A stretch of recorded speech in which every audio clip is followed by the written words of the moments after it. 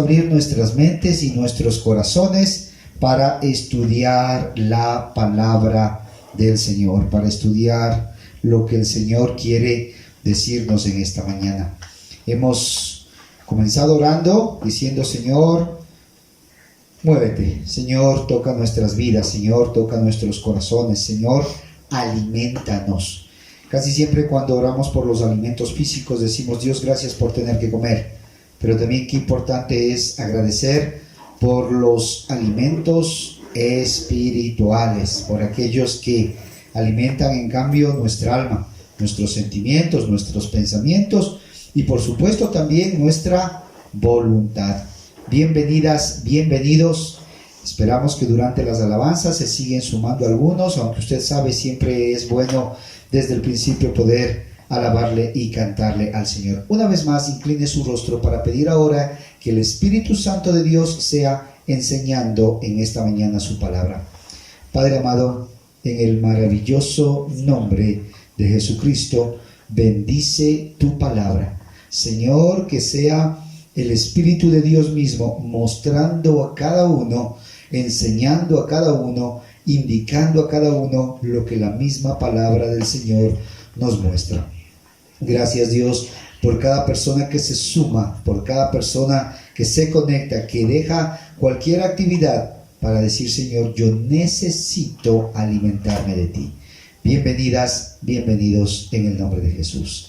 Gloria, gloria, gloria al Señor. Aleluya. La semana pasada, ¿no es cierto? Conversábamos con relación a lo importante, a lo que digamos, cómo cada cual o cómo cada persona percibe ciertas cosas desde su punto de vista.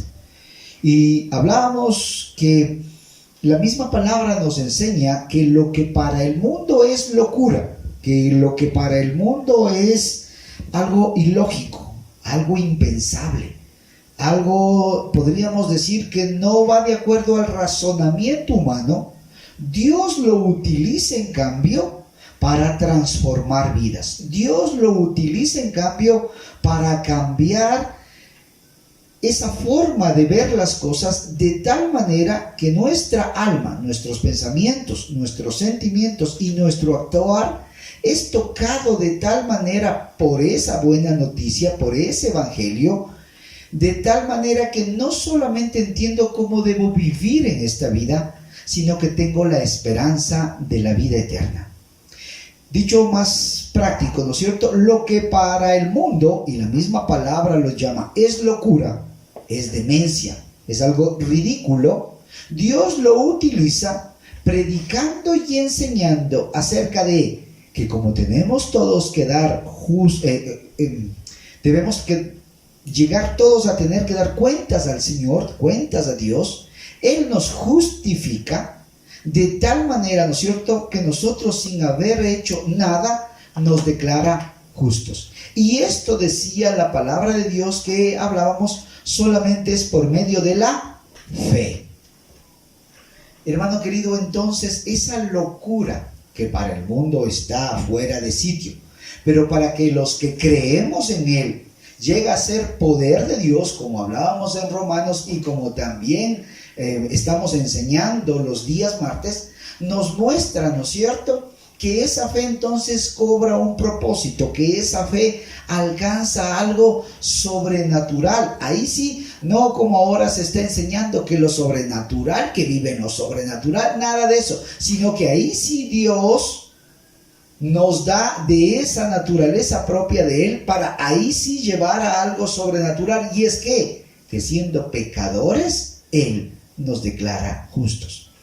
Esa fe entonces toma otro sentido. Esa fe entonces va llenando de tal manera nuestra expectativa de vida, que es a través de la cual podemos vencer todos los obstáculos que en esta vida nos da. Con esa fe entonces, o desde el punto de vista de esa fe, el cristiano comienza a vivir en este mundo comprendiendo y entendiendo entonces que el propósito de la vida va más allá de solamente despertarse, salir a trabajar, ganar algo para el sustento, regresar cansado y al otro día la misma historia. y la misma historia. Y pasa las semanas, y pasan los meses, y pasa el tiempo, entonces, sin entender el propósito real. Pero la fe en Jesucristo nos da entonces aún una perspectiva diferente. ¿Por qué? Porque me permite vencer todos estos obstáculos que el mundo presenta día tras día. La fe entonces que vence al mundo, la fe entonces que transforma vidas, la fe entonces que me da esperanza eterna. Esa fe que vence al mundo es la que yo quiero compartir en esta mañana.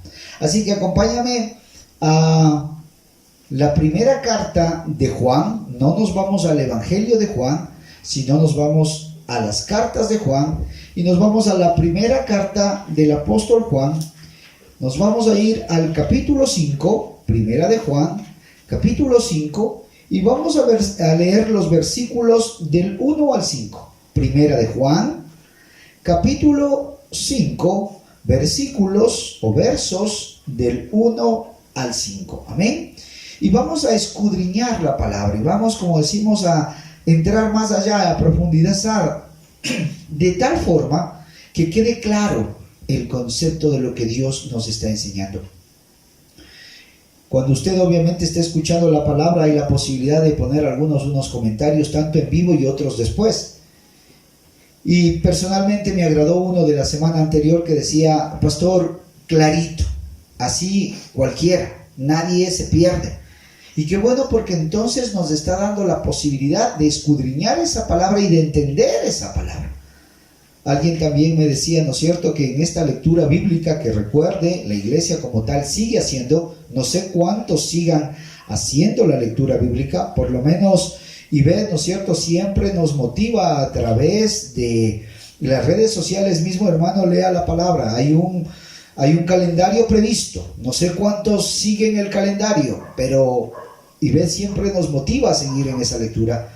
Cuando entonces leemos la palabra y escudriñamos, también es lo bueno de despertar a esa realidad. Pero cuando hay dudas, qué importante también decir: esta parte está un poco confusa, así que algunos hermanos todavía siguen escribiendo algunas confusiones o algunas aclaraciones que necesitan ser obtenidas. Así que, hermano, es un placer poder compartir con cada uno cada vez que estas inquietudes se dan. Primera de Juan, capítulo 5, versos del 1 al 5, dice así la palabra del Señor. Todo aquel que cree que Jesús es el Cristo, es nacido de Dios. Y todo aquel que ama al que engendró, ama también al que ha sido engendrado por él. En esto conocemos que amamos a los hijos de Dios, cuando amamos a Dios y guardamos sus mandamientos. Pues este es el amor de Dios, que guardemos sus mandamientos, y sus mandamientos no son gravosos, porque todo lo que es nacido de Dios vence al mundo. Y esta es la victoria que ha vencido al mundo, nuestra fe. Pregunta el versículo 5: ¿quién es el que vence al mundo? Sino el que cree que Jesús es el Hijo de Dios. Aleluya. Mire, 5 versículos, pero que en la realidad en esta carta nos hablan mucho, nos profundizan mucho, nos llevan a entender algunas cosas que muy posiblemente las pasamos por alto cuando leemos de recorrido, pero cuando escudriñamos su palabra, Él nos va mostrando cada una de ellas. Hablábamos entonces que lo que es locura para el mundo, Dios lo utiliza para transformar vidas y para que esas vidas adquieran vida eterna. Y para eso es necesario comprender que el disparador, que el dínamo, que lo que mueve es la fe.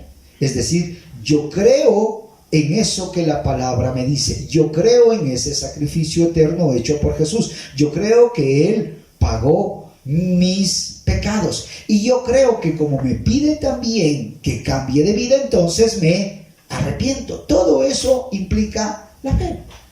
Pero cuando entendemos y comprendemos que esa fe no solamente entonces está ahí desde un punto de vista religioso, sino que es ese poder de Dios para transformar el mundo, y hoy es ese poder, ¿para qué? Para vencer al mundo. Vamos a entender que aún en cada una de esas dificultades, a través de la fe, vamos a ir venciendo esos problemas.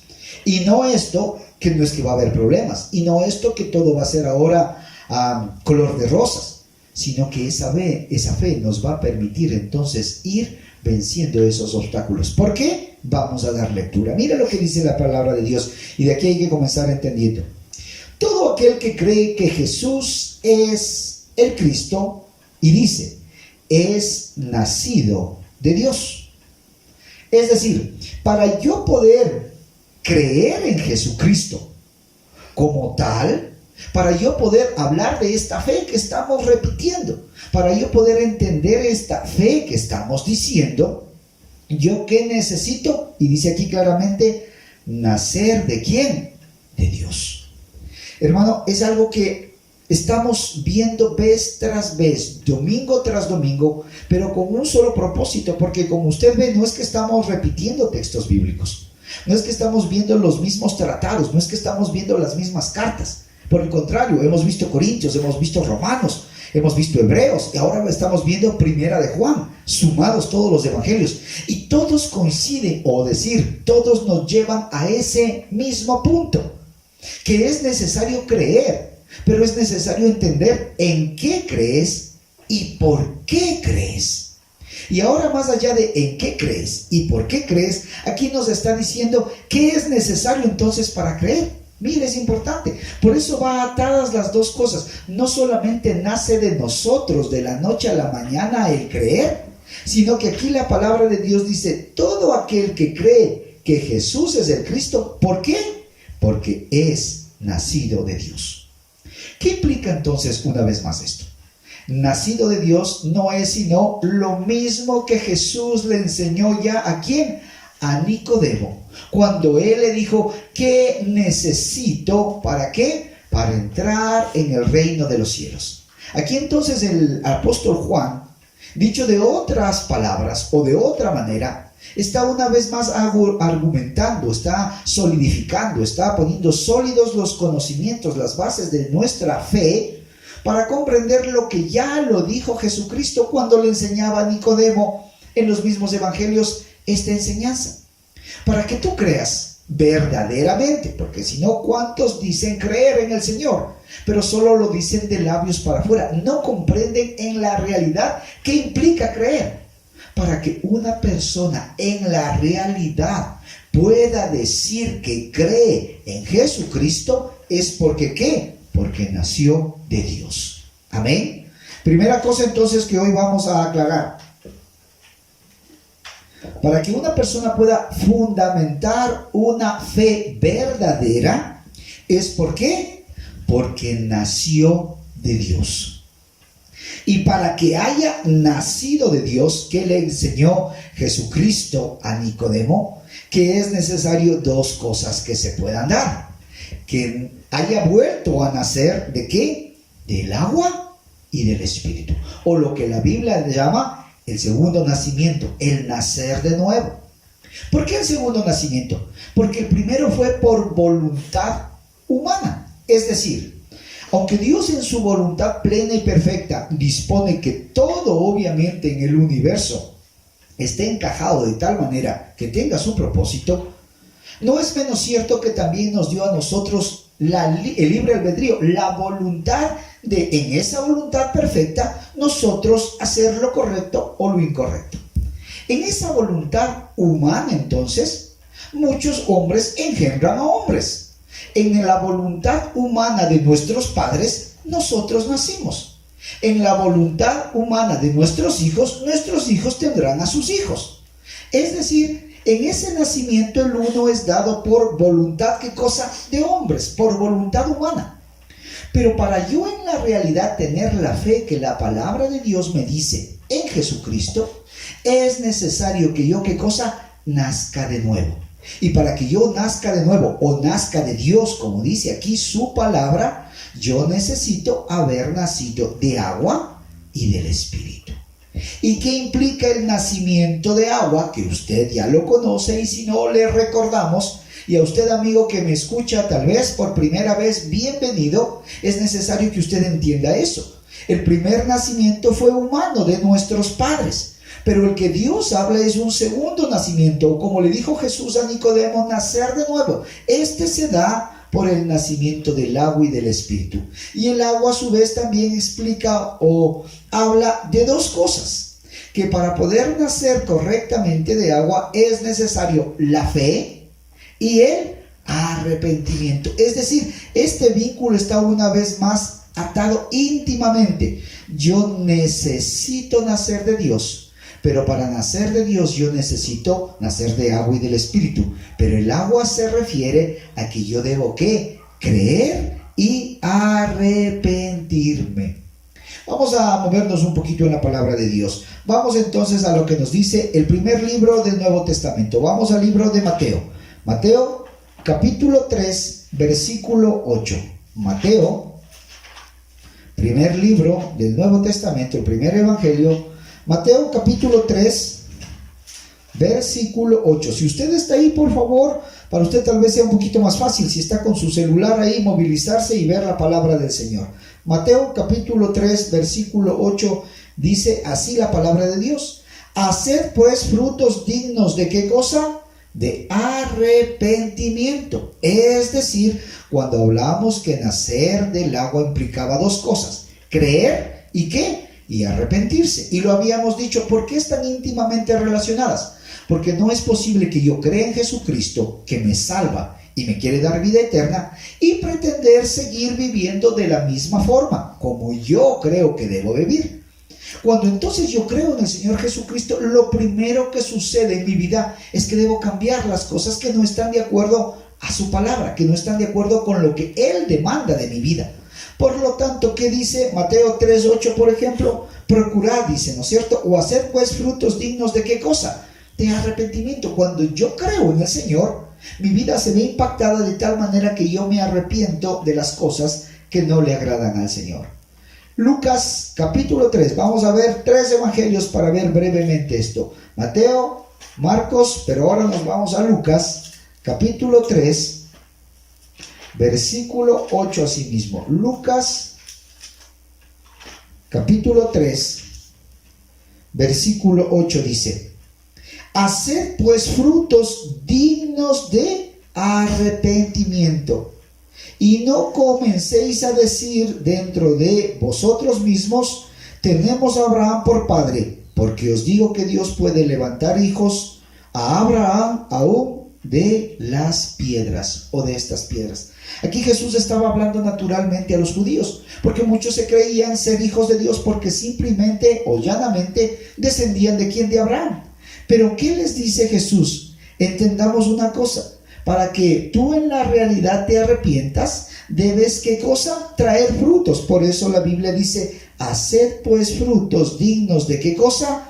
De arrepentimiento. Es decir, el nacer de nuevo trae primero que yo quiera, mi deseo creer, pero que yo naturalmente al creer en ese sacrificio, mi vida sea impactada para un cambio, para algo diferente. Marcos, dijimos Mateo, Marcos y Lucas para ver los 3 evangelios. Así que ahora vamos al libro de Marcos, capítulo 1, versículo 4. Marcos 1:4, dice la palabra del Señor: bautizaba Juan en el desierto y predicaba el bautismo ¿de qué? Del arrepentimiento. ¿Para qué? Para el perdón de pecados. Es decir, yo creo por un lado, pero yo cambio mi vida por ese mismo lado, no por otro. Yo creo en Jesucristo y esta creencia en Jesucristo me trae ¿qué cosa? Me trae cambios. Por eso es que está tan traído a menos el evangelio cuando no se enseña correctamente y cuando no se aprende correctamente, pensando que basta solamente ¿en qué? En creer. Hemos visto en los 3 evangelios que implica tanto la predicación del mismo Cristo como la de Juan el Bautista y cada uno de los apóstoles, diciendo ¿qué cosa? Si crees, arrepiéntete. Es decir, si creo, debo traer ¿qué? Un cambio. Hermanos, si no hay cambio, Si mi forma de vivir, si mi forma de pensar, si mi forma de actuar, si mi temperamento, si mis iras, si mi carácter no está siendo impactado por las buenas nuevas, no está siendo impactado por el Evangelio, no está siendo impactado por Jesucristo, no hay cambio, entonces ¿cómo puedo decir que yo, qué cosa? He nacido de nuevo. No puedo. Esto es básico y esto es necesario que se entienda. Entonces, ¿qué dice en el texto que estamos leyendo hoy como base? Dice, es necesario entonces que para que se comprenda que eres un hijo de Dios, debes haber nacido de Dios. Debes haber nacido de nuevo. Y para esto debes, ¿qué cosa? Cambiar de vida, arrepentirte. Por supuesto que ese cambio de vida, y eso lo hemos hablado, no es en nuestras fuerzas, porque sé que sabes qué vas a conseguir: cansarte, deprimirte y alejarte, porque en tus fuerzas no vas a hacer eso. Es Dios mismo, a través de su palabra, el que te va mostrando qué cosas son las que debes cambiar, y Él mismo es el que te va ayudando a ¿qué? A cambiar cada una de ellas. Lo que espera el Señor entonces, que sí consideres que estás mal y que quieres cambiar y que lo vas a hacer. Arrepentimiento y qué cosa? Y fe. Hemos hablado en estos tres textos del arrepentimiento, pero no podríamos pasar sin hablar de la fe. Y nos vamos a nuestro texto de la semana anterior y de lo que también estamos aprendiendo los días jueves. Romanos capítulo 1, Romanos capítulo 1, versículos 16 y 17. Y aunque no vamos a profundizar en estos, es necesario leerlos para que comprendamos que ese nacimiento de nuevo a través de creer, a través de esa buena nueva, a través del Evangelio, implica arrepentimiento y fe, o fe y arrepentimiento. Dice así la palabra del Señor: porque no me avergüenzo del Evangelio, porque es poder de Dios para salvación a todo aquel que cree, al judío primeramente y también al griego. Verso 17: porque en el Evangelio la justicia de Dios se revela por fe y para fe, como está escrito: mas el justo por la fe vivirá. ¿Qué hemos entonces visto en estos 4 versículos? La fe te va a hacer vivir y te arrepientes, porque el arrepentimiento sincero y verdadero va a traer ¿qué cosa? Perdón de pecados. Eso es lo que hemos acabado de leer. Entonces, si yo me arrepiento, Dios me va a perdonar mis pecados, y como creo en Él, entonces me espera, ¿qué dice la palabra de Dios? Me espera la vida eterna, me espera que yo voy a ser declarado ¿qué cosa? Justo, y voy a vivir. Regresamos ahora sí a nuestro texto base en Primera de Juan capítulo 5. Mire lo que dice entonces la palabra: todo aquel que cree que Jesús es el Cristo es nacido de Dios. Ya está claro que para nacer de Dios, desde la misma enseñanza de nuestro Señor Jesucristo, implica ya no voluntad humana, sino voluntad de Dios. Y en esta voluntad de Dios es necesario nacer de agua, fe y arrepentimiento, y de espíritu. ¿Qué se refiere entonces el nacimiento? Dentro de lo mismo, con relación al espíritu. Efesios, y vamos ahora al libro de los Efesios, capítulo 1. Efesios, capítulo 1, verso 13. Hermano querido, nos movemos en la Biblia, pero es con un propósito de que esto usted lo subraye, lo resalte, lo aclare, lo anote, lo apunte, pero que quede claro. Dice versículo 13 del libro de los Efesios en el capítulo 1: en él también vosotros, habiendo oído la palabra de verdad, el evangelio de vuestra salvación, y habido creído en él, fuisteis sellados con el Espíritu Santo de la promesa.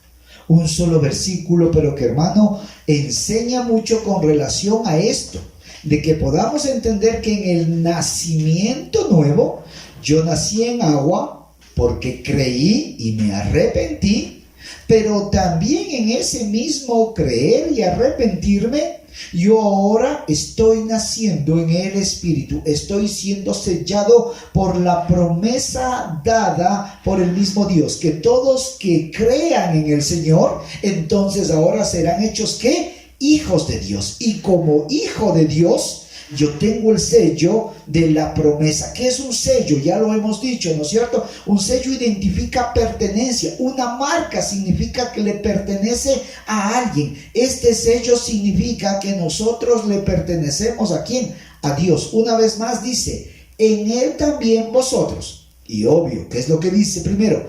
Habiendo oído la palabra de verdad. Oíste esa palabra. El evangelio de vuestra salvación, y habiendo creído. ¿Qué es el creer? La fe. Es decir, primero oí y luego creí. La fe viene por el oír, y el oír la palabra de Dios. La fe viene por el oír por la palabra de Dios. Es decir, esta palabra que yo he oído y que ahora he creído y por la cual me he arrepentido de corazón, ha llevado a que yo pueda, ¿qué cosa? Nacer de nuevo en agua y en espíritu. Y como espíritu, el Señor me ha puesto un sello para identificarme, aunque esté en este mundo, yo le pertenezco. ¿A quién? A Dios. Como dice por ahí, yo no soy pelo de cochino, yo no soy moco de mico, yo no soy cualquier cosa. Yo en la promesa del Señor, por haber creído en Él y por haberme arrepentido y viviendo todos los días para Él, ahora soy ¿qué cosa? Su hijo. Regresamos al texto. Entonces, mire que vamos solo en el versículo 1 y dice, todo aquel que cree entonces en Jesucristo es nacido de Dios. Y de aquí comienza entonces el relato para poder entender esto de que la fe vence al mundo. Porque ¿qué cosa? Aquel que ama al que engendró, ama también al que ha sido engendrado por él. Otra versión mucho más contextualizada en nuestros días dice, porque todo aquel que ama al Padre, ama al que ha nacido de él. Es decir, la primera característica ya que se va dando como resultado de que yo he nacido de nuevo, es que yo obviamente comienzo en mi fruto, en mi caminar, en mi vida, a demostrar dos cosas: que amo a Dios. Pero si amo a Dios, también voy a amar ¿a quién? A los engendrados por Dios, a los nacidos de Dios, a los hijos de Dios. Si la primera entonces parte ya quedó claro que para yo ser hijo de Dios, desde ahí, como hemos dicho, el Padre nuestro, que lo reza todo mundo y que con todo respeto y en el amor de Cristo no aplica sino a sus hijos, porque yo no le puedo orar al Padre y decirle Padre nuestro si yo no soy su hijo. Es decir, entonces, que eso aplica a sus hijos. Y como hijo, naturalmente yo debo demostrar que ahora soy hijo del Padre. Y para eso es necesario que amar al Padre, pero para entender ese amor al Padre yo también debo, ¿qué cosa? Amar ¿a quién? A los que ahora son hijos de Él. Dicho de una manera más fácil, igual, otra parábola que usó Jesucristo, ¿no es cierto? Este joven que se acercó a Él y le dijo, yo he guardado los mandamientos y yo soy bueno, y comenzaron a hablar de los detalles con relación a los mandamientos. Y les dices, ¿conoces? Y le dice, por supuesto, amarás al Señor tu Dios con todo tu corazón, con toda tu alma, con toda tu mente y con todas tus fuerzas. ¿Y a qué? Y a tu prójimo como a ti mismo. Es decir, el amor entonces que nos demuestra aquí la palabra del Señor, que hemos recibido de Dios y por eso le amamos a Dios, en la parte real y práctica también tiene que ser demostrada ¿a quién? Al prójimo. ¿A dónde estoy queriendo ir? ¿A dónde va, pastor, con esto? Que si yo digo naturalmente ser su hijo, porque creí en Él y me arrepentí, y porque tengo el sello de Dios, en mi diario vivir, diciendo que ahora vivo para Él, o diciendo que ahora amo a Él, deben darse dos condiciones. Y obviamente la primera, o mejor dicho, más que la primera, está sentado que digo que amo a Dios. Pero ¿cómo entonces demuestro que amo a Dios? ¿Amando a quién? Al prójimo. Y ahí es cuando la cosa comienza a complicarse. ¿Cuán fácil es amar al prójimo? Verán, estamos partiendo que ya eres el Hijo de Dios. Y como Hijo de Dios, entonces, que has creído, vuelvo a insistir para que quede claro, que te has arrepentido. Alguna vez alguien sí me dijo, pastor, no repita tanto, ya quedó claro. Pero ¿sabe cuál es el problema? Que en el conocimiento quedó claro, no en la parte práctica. Porque si tomo un examen, a lo mejor muchos dicen, está clarísimo, aquí para haber nacido de nuevo debo ¿qué cosa? Haber creído, fe y haberme arrepentido, listo. Y también necesito haber nacido del Espíritu, como el Señor, por la fe, yo creí en Él, ya me selló, perfecto en el examen. Ahora vamos a la parte práctica. Esto es teoría y práctica. ¿Y por qué se repite tanto? Porque debe entenderse que ahora esa teoría que debo conocer, debo ponerla en la práctica. Y para demostrar esa práctica hay que comenzar, ¿qué cosa? Amando al prójimo.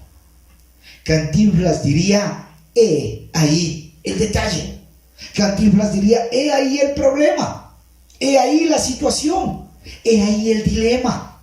Que entonces yo debo hacer dos cosas. Y la primera es, si digo amar al Señor, debo amar al prójimo.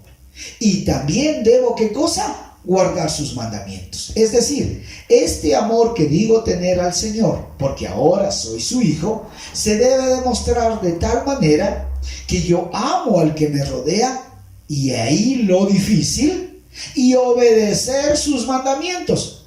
Hasta para muchos entonces, hasta ahí estaba bonito la parte del conocimiento, pero vamos a la parte práctica. Entonces implica que yo deba amar ¿a qué? A los que también han sido engendrados por Dios. Y también deba ¿qué? Obedecer su palabra. Y esto es lo que muchas veces se va complicando. ¿Qué tan fácil es amar a usted, hermano, a alguien? Y aquí podríamos decir, bueno, yo puedo traer a mis hijos y pueden dar testimonio cuánto los amo. Y muy posiblemente sea verdad, no digo que no.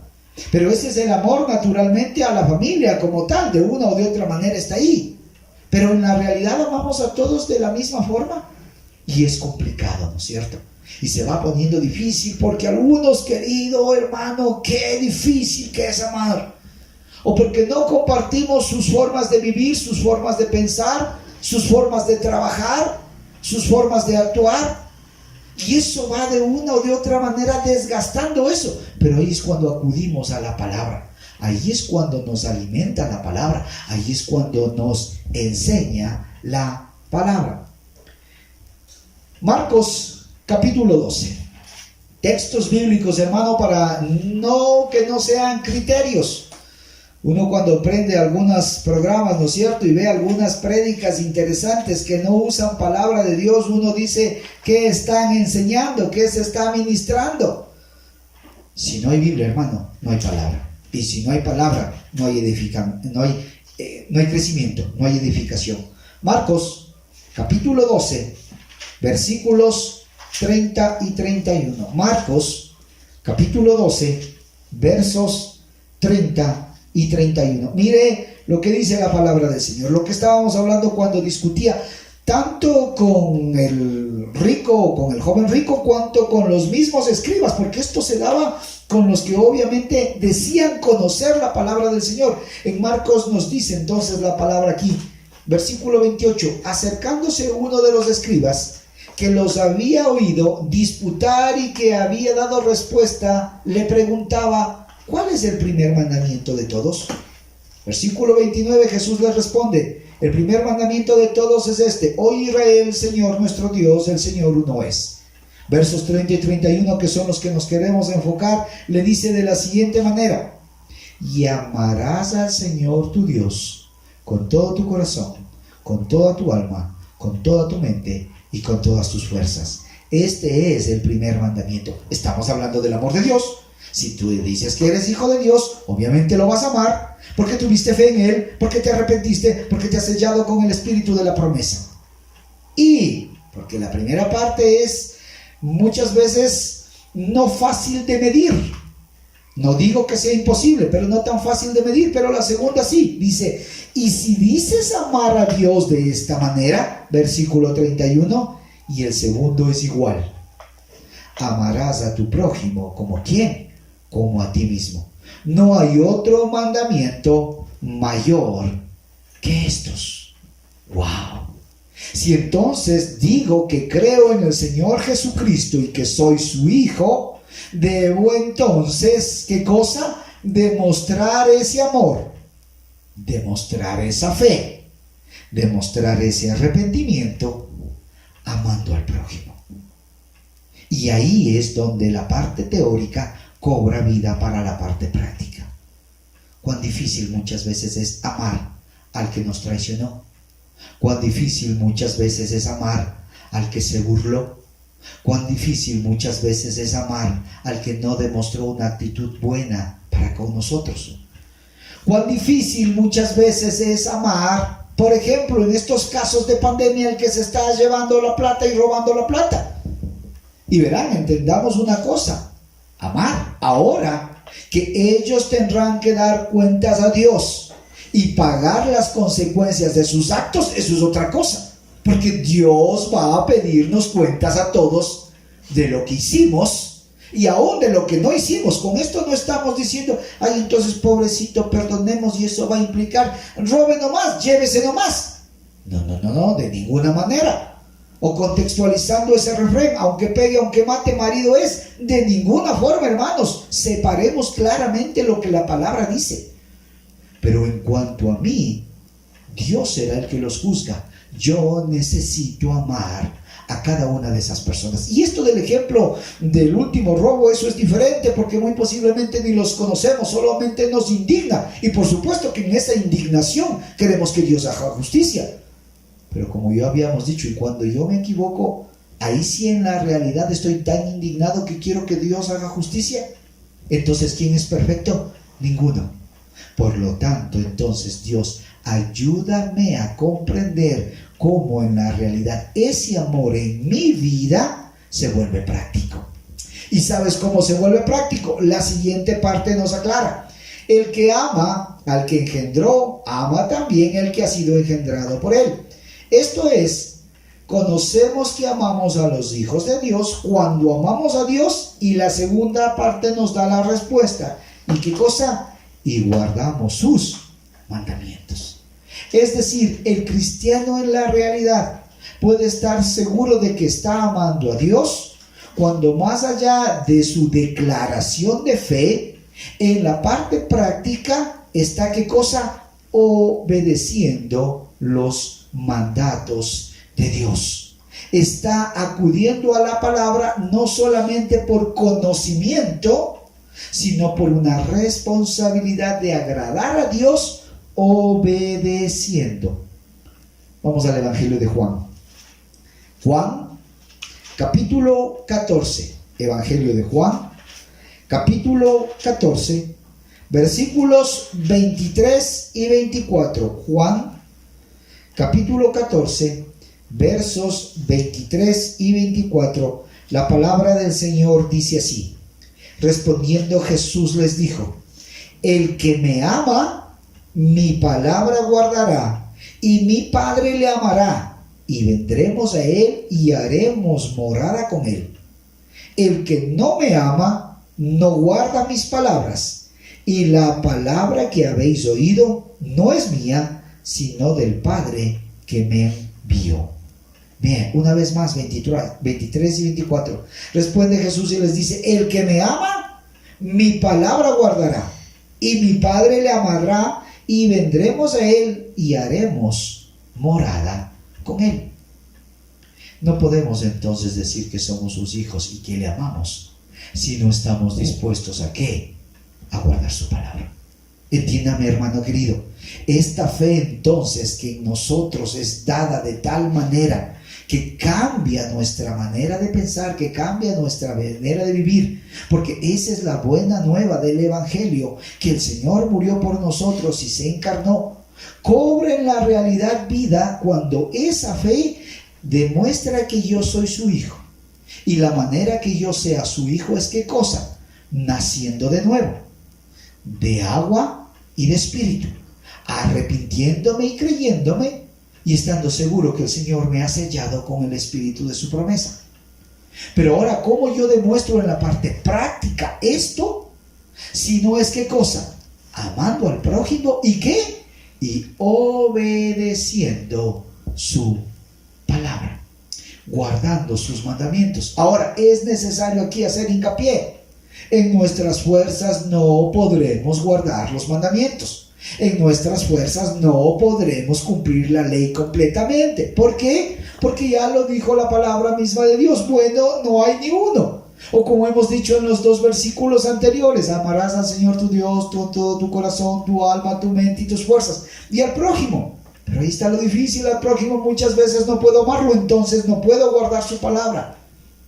Por lo tanto, lo que habíamos dicho es cuando el Espíritu Santo, con el cual fui sellado, me va ayudando a entender esta palabra y a vivir por la misma ayuda del Señor lo que el Señor demanda entonces de mí.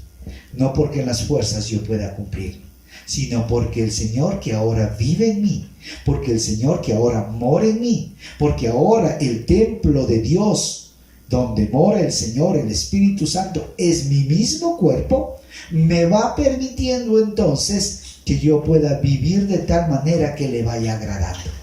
Y cuando vivo de tal manera que no le agrado, puedo arrepentirme para decirle: Señor amado, ten misericordia de mí. Para ir terminando entonces, querido hermano, es necesario leer los últimos 2 versículos. Dice la palabra del Señor, ¿no es cierto?, en nuestro texto que es el base de esta mañana. Versículo 3 entonces. Pues este es el amor de Dios. ¿Cuál es el amor de Dios? Que guardéis mis mandamientos, que guardamos sus mandamientos, y sus mandamientos, que dice la palabra, no son gravosos. Porque toda la ley se resume en 2. Ama a Dios y ama al prójimo. Pero ¿cuál es la diferencia de que no sea gravoso? De que no puedes en tus fuerzas llevar esa carga, sino que el mismo Cristo te ayuda a ¿qué? A cargar esa situación. Él mismo te ayuda a que entonces, cuando se pone difícil la cosa, Él mismo hace que no sea gravoso, sino que te ayuda a cargar la misma. Versos 4 y 5 dice entonces: mira lo que hoy hemos dicho, la fe que vence a este mundo, porque todo lo que es nacido de Dios vence al mundo, y esta es la victoria, el que ha vencido al mundo. ¿Cuál es? Nuestra fe. Versículo 5: ¿quién es el que vence al mundo sino el que cree que Jesús es el Hijo de Dios? ¿A qué se refieren estos últimos 2 versículos? ¿De qué victoria nos está hablando?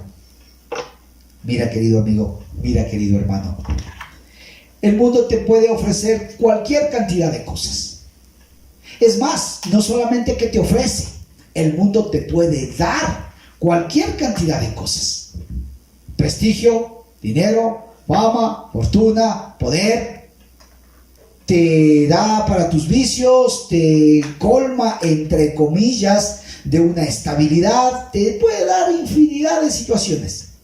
Pero hay una cosa que no te puede dar el mundo, y es la vida eterna. Hay una cosa que no te puede dar el mundo, y es la salvación de tu alma. Hay una cosa que no te puede dar el mundo, y es que tú hagas las paces con Dios. Eso no te puede dar el mundo. ¿Por qué entonces estos 3 versículos anteriores volvemos a hablar de la fe, volvemos a hablar del arrepentimiento y volvemos a hablar del Espíritu? ¿Por qué vuelve a hacer hincapié Juan en estas 3 cosas? Porque solo con estas 3 cosas puedes vencer al mundo.